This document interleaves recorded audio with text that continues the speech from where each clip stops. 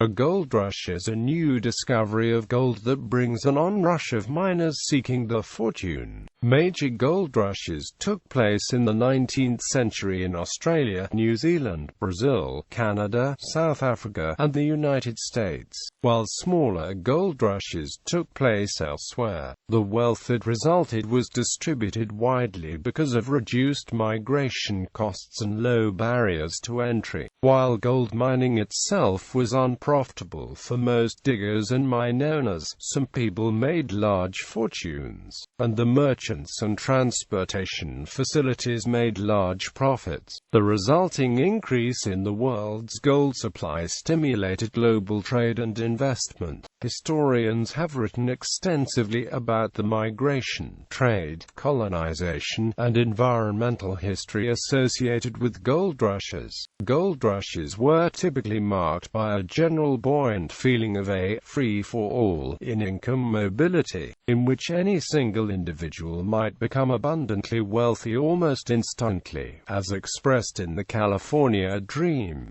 Gold rushes helped spur huge immigration that often led to permanent settlement of new regions. Activities propelled by gold rushes define significant aspects of the culture of the Australian and North American frontiers. At a time when the world's money supply was based on gold, the newly mined gold provided economic stimulus far beyond the gold fields. Gold rushes extend back as far as gold mining, to the Roman Empire, whose gold mining was described by Diodorus Siculus and Pliny the Elder, and probably further back to ancient Egypt.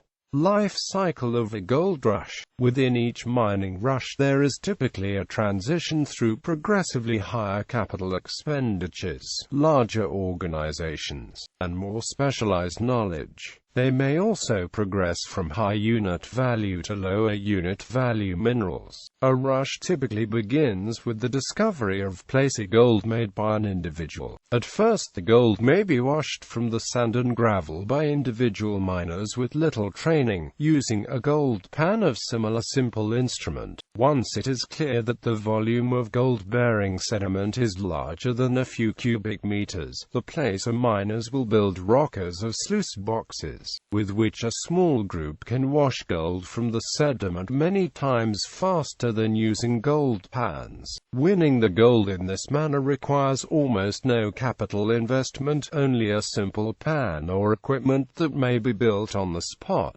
and only simple organization. The low investment, the high value per unit weight of gold, and the ability of gold dust and gold nuggets to serve as a medium of exchange, allow placer gold rushes to occur even in remote locations. After the sluice box stage, placer mining may become increasingly large-scale, requiring larger organizations and higher capital expenditures. Small claims owned and mined by individuals may need to be merged into larger tracts.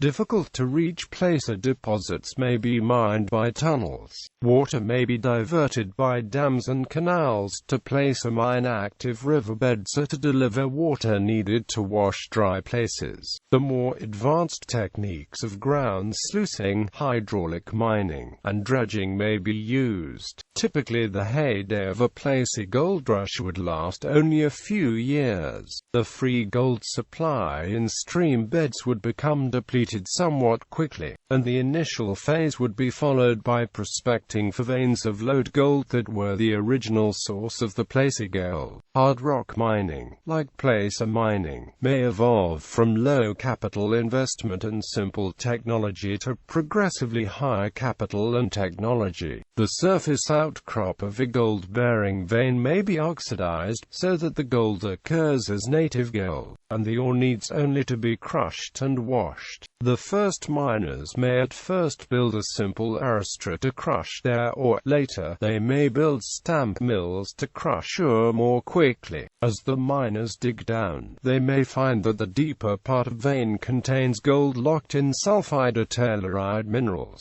which will require smelting. If the ore is still sufficiently rich, it may be worth shipping to a distant smelter. Lower-grade ore may require on-site treatment to either recover the gold or to produce a concentrate sufficiently rich for transport to the smelter. As the district turns to lower-grade ore, the mining may change from underground mining to large open-pit mining. Many silver rushes followed upon gold rushes. As transportation and infrastructure improved, the focus may change progressively from gold to silver to base metals. In this way, Leadville, Colorado started as a place of gold discovery, achieved fame as a silver mining district, then relied on lead and zinc in its later days. Butte, Montana began mining placer gold, then became a silver mining district, then became for a time the world's largest copper producer. Gold rushes by region. Australia. Various gold rushes occurred in Australia over the second half of the 19th century. The most significant of these, although not the only ones, were the New South Wales Gold Rush and Victorian Gold Rush in 1851, and the Western Australian gold rushes of the 1890s. They were highly significant to the respective colonies' political and economic development as they brought a large number of immigrants, and promoted massive government spending on infrastructure to support the new arrivals who came looking for gold. While some found the fortune, those who did not often remained in the colonies and took advantage of extremely liberal land laws to take up farming. Gold rushes happened at or around New Zealand. In New Zealand, the Central Otago Gold Rush from 1861 attracted prospectors from the California Gold Rush and the Victorian Gold Rush, and many moved on to the West Coast Gold Rush from 1864. North America. The first significant gold rush in the United States was in Cabarrus County, North Carolina, in 1799 at today's Reed's Gold Mine. 30 years later, in 1829, the Georgia Gold Rush in the southern Appalachians occurred. It was followed by the California Gold Rush of 1848–55 in the Sierra Nevada, which captured the popular imagination. The California Gold Rush led directly to the settlement of California by Americans and the rapid entry of that state into the Union in 1850.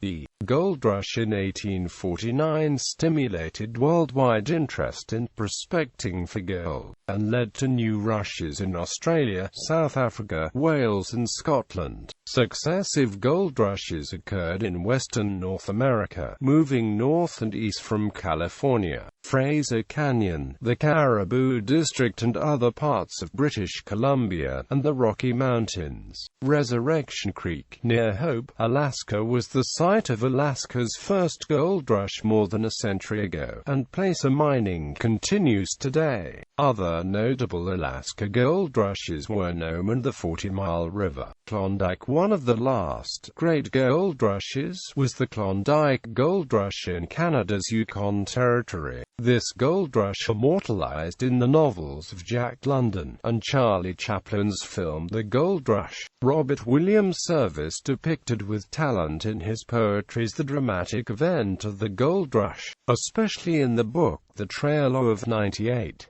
The main gold field was along the south flank of the Klondike River near its confluence with the Yukon River near what was to become Dawson City in Canada's Yukon Territory, but it also helped open up the relatively new U.S. possession of Alaska to exploration and settlement and promoted the discovery of other gold finds. South Africa. In South Africa, the Witwatersrand Gold Rush in the Transvaal was important to that country's history, leading to the founding of Johannesburg and tensions between the Boers and British settlers. South African gold production went from zero in 1886 to 23% of the total world output in 1896. At the time of the South African Rush, gold production benefited from the newly discovered techniques by Scottish chemists, the MacArthur Forest process, of using potassium cyanide to extract gold from low-grade ore. South America between 1883 and 1906, Tierra del Fuego experienced a gold rush attracting a large number of Chileans, Argentines and Europeans to the archipelago. The gold rush began in 1884 following discovery of gold during the rescue of the French steamship Arctique near Cape Virginis. Mining industry today. There are about 10 to 30 million small-scale miners around the world, according to Communities and Small-Scale Mining. Approximately 100 million people are directly or indirectly dependent on small-scale mining. For example, there are 800,000 to 1.5 million artisanal miners in Democratic Republic of Congo, 350,000 to 650,000 in Sierra Leone, and 150,000 to 250,000 in Ghana, with millions more across Africa. Notable gold rushes by date.